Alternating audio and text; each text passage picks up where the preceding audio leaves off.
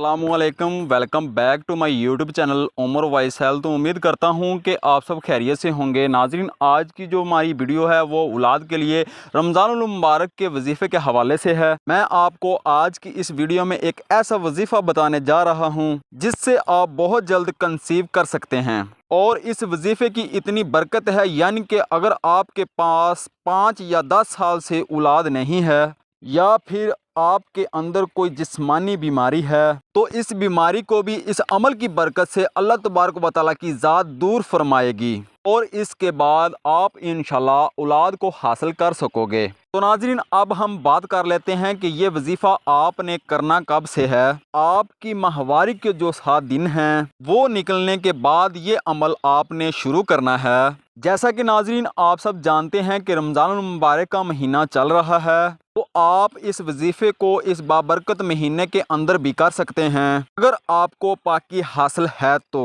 और अगर आपको पाकी हासिल नहीं भी है तो ये आप अमल रमज़ानुल मुबारक के बाद भी कर सकते हैं। इस वजीफ़े पर, इस अमल पर किसी किस्म की कोई पाबंदी नहीं है। नाजरीन, आपने वो 7 दिन निकालने के बाद तकरीबन 23 दिन बचते हैं, तो आपने 23 दिन लगातार ये अमल करना है, ये वजीफ़ा करना है। और नाजरीन, अगर आपको 1 महीने के अंदर अंदर खुशखबरी नहीं मिलती तो आपने इस अमल को जारी रखना है, क्योंकि हमारे मांगने में कोताही हो सकती है लेकिन अल्लाह तबारक व तआला की ज़ात में देने की कोताही नहीं हो सकती। तो नाजरीन, वीडियो को मज़ीद बढ़ाने से पहले अगर आपने अभी तक मेरी वीडियो को लाइक नहीं किया तो मेरी मोटिवेशन के लिए मेरी वीडियो को लाइक और चैनल को सब्सक्राइब कर लें, ताकि मेरे चैनल पर इस तरह की मज़ीद उम्दा अच्छी वीडियो अपलोड होने का नोटिफिकेशन आपको सबसे पहले बआसानी मिलता रहे। नाजरीन, अमल वजीफ़ा मैं आपको बताने लगा हूँ, तवज्जो फरमा लें कि सबसे पहले आपने ये वजीफ़ा किस तरह से करना है और कौन सा वजीफ़ा करना है।